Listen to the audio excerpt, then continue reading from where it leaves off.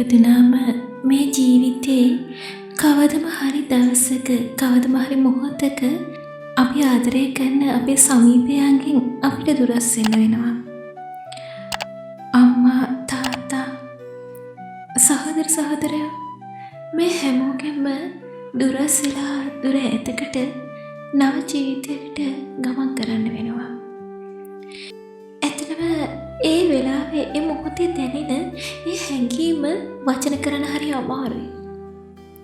ඕනම අම්මෙට තාත්තෙට සහෝදරයෙක්ට ඒ වගේම තමයි ඒ මොහොතට මුහුණ දෙන ඕනම ගෑනු ළමයෙක්ට ඒ අවස්ථාව හරිම සංවේදී අවස්ථාවක්. ඒ ගැන ඒ අවස්ථාවට මුහුණ දීලා තියෙන ඒ අවස්ථාව විඳලා තියෙන හැම ගෑනු ළමෙක්ම දන්නවා. ඉතින් ඒ අවස්ථාව ඉදිරි අනාගතයේදී විඳින්න ඉන්න ඔබ මා ඇතුළු සියලු දෙනාටම මම මේ කතාව අවස්ථාවක් කරලා දෙනවා ඒ හැඟීම තාවකාලිකව විඳගන්න. අම්මේ තාත්තේ ඔබේ ආදරය හැමදාමත් ඔබේ දියණියගේ හිතේ ජීවමානයි. එහෙනම් අද අපි යමු අද අපේ කෙටි කතාවට. නික්ම යෑම කෙටි කතාව. දෝනි කොමේ බලන්න අනන් එපා රත්තරන්. අප්පච්චිගේ තුරුලේ උණුහුමට කුලියෝ මා හිතා සසාලන්න අප්පච්චිගත් වෑයම නිෂ්ඵල වෙද්දී අඬලම රත් පැහැවුවේ මලානික ඇස් දිහා මා බලා උන්නේ ජීවිතය තුළ මා විඳින ලද අන්තම දුක වචනවලට පෙරලගත නොහැකිවයි. අප්පච්චිගේ පපු ගැබෙන් හිසගත් මා අම්මගේ උණුහුමට තුරුළුනේ කඩින් කඩ වැටුණු කඳුළු දී ඇල්ලක් මෙන් වේගවත් වෙද්දී. මගේ රත්තරන්ට තුනුරු වගේම පිහිටයි පුතේ. මගේ හිස හරි සියුම්ව පිරිමදිමින් මා දකුණු කොපල සිපගත් අම්මා කොතරම් කඳුළු සංගවන්න උත්සාහ කළත් සුපුරුදු පරිදි ඇයගේ කඳුළු ඉකියක්ව පිට වෙන්නේ මා උරහිස ඒ කඳුළුකට සිප ගනිද්දී. ආදරය අකුරු කරන්න ඉගෙන ගත්ත මා ජීවිතය විඳින්න මුලින්ම ඉගෙන ගත්තේ මගේ මේ පවුලිනි.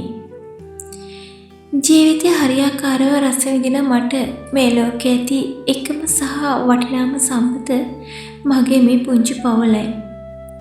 මම පුංචි සන්දියේ පටන් මා පසුපස සිට හරි වැරදි කියා දුන් මගේ අම්මත් අප්පච්චිත් අපත් අතර ඇත්තේ ඉතා කුළුපඟ සෙනෙහසකි.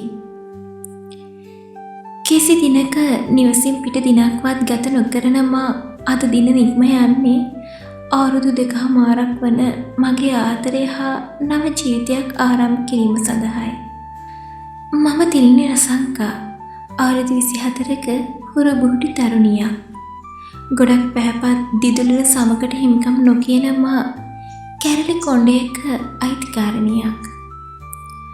පවුලේ වැඩිමලා වන මා පුද්ගලික ආයතනයක ලිපිකාරිනියක්. අම්මා අප්පච්චිනාගේ මල්ලි ඒ තමයි මගේ ලෝකය. සුළු ව්‍යාපාරිකයෙක් වන අප්පච්චිගේ ලෝකෙම අපි වෙද්දී ගෘහණියක් වන අම්මගේ හුස්ම තරමට ඇය අපට ලැබී වූයේ මා කුඩා කල සිට අත්විඳියේ ආදරය තව තවත් වැඩි කරමින්. කටකාර නංගිටත් චණ්ඩි මල්ලියටත් දෙවෙනි අම්මා වූ මා ජීවිතය සැහැල්ලුවෙන් විඳී තරුණියක්.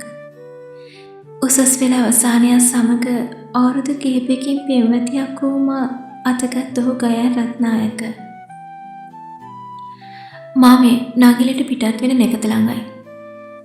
මම අප්පච්චි අම්මා නංගි මල්ලි එක පොදියට තුරුළු වෙලා වෙන්වීමෙන් දුක දරාගත නොහැකිව අඬද්දී අපිට සුබ පතන්න ආපු බොහෝ පිරිසක් අපි දිහා බලාගෙන ඇඬුවේ ඔන්ටද අපේ හිත්වල උඩුදුවා ඇති ආදරයේ අරුත ඇස් ඉදිරියේ පිළිඹු කරමින්.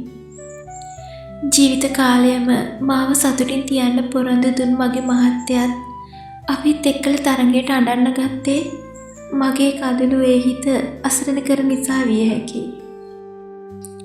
පුතේ අපි පුතාට දුන්නේ අපි 4 දෙනාගේම හුස්ම පරිස්සමින් බලාගන්න.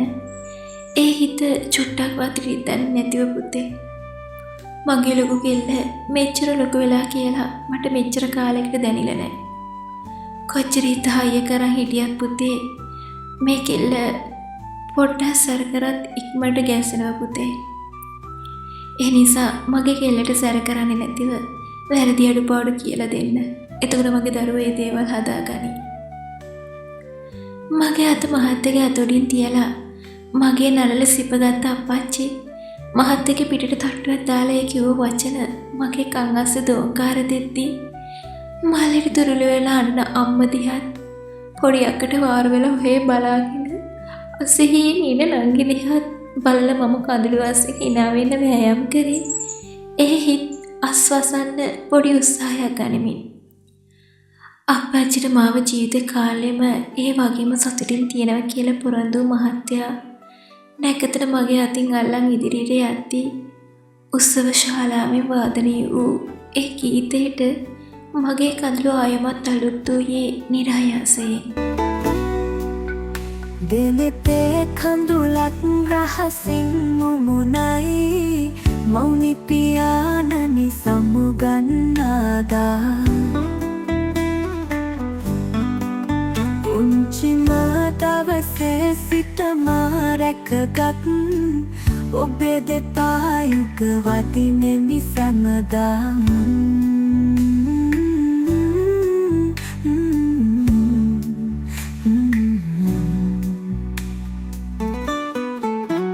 හිරු සඳු ඔබ මා සෙනෙහස මැද රැකී ආදරයේ උණුහුම මත හිත බැඳී රැකගත් මා පනමෙන් ඔබ සඛී සුබ නැකතින් අද යන්නට අවසර මවිනි පියාණනි